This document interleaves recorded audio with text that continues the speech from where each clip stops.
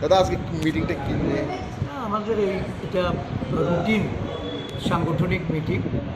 আজকে বনমালীপুরের ব্লক কংগ্রেস আহত আমাদের বিভিন্ন সংগঠনের পদাধিকারীদের নিয়ে এই সভায় মূলত আমাদের আগামী এই ডিসেম্বর 31 এর মধ্যে আমাদের সংগঠনকে সাজিয়ে তুলতে হবে। মূলত বুথ কমিটি এবং বিএলএস এই কাজগুলি আমাদের সম্পন্ন করতে হবে।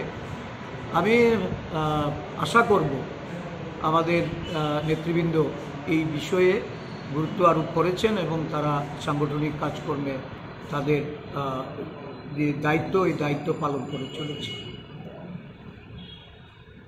আমি একটা অন্য প্রসঙ্গ এখানে অবতারণা করেছি, যেটা হলো ভেরি রিসেন্টলি বন্দে মাতরম এই সঙ্গীতের যে ১৫০ এই নিয়ে দেশের প্রধানমন্ত্রী যেমন তার চেয়ারকে কলঙ্কিত করে চলেছে, যথারীতি আমাদের রাজ্যের মুখ্যমন্ত্রী একইভাবে রাজ্যের মুখ্যমন্ত্রীর চেয়ারকেও কুলুষিত করে চলেছে।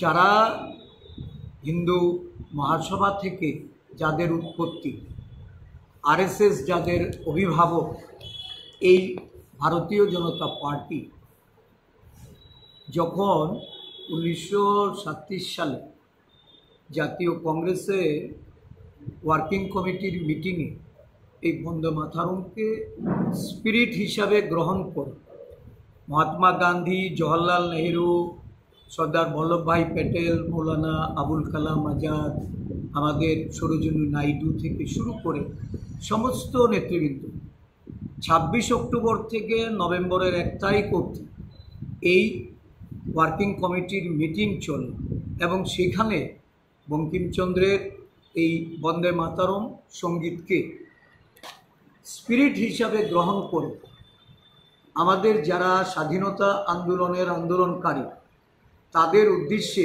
কবিগুরু রবীন্দ্রনাথ ঠাকুর যখন তার পংক্তি গেয়ে ইন্সপিরেশন যোগায়, তখন এই হিন্দু মহাসভা বা আমাদের আরএসএস যাদের পথ ধরে ভারতীয় জনতা পার্টি, তারা সেই দিন এই জাতীয়তাবাদী মনোভাব নিয়ে স্বাধীনতা আন্দোলনে তারা ছিলেন, তাদের কোনো অংশগ্রহণই ছিল না।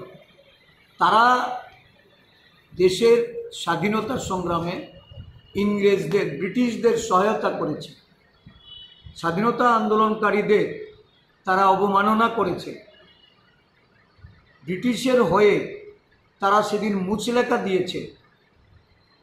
স্বাভাবিকভাবে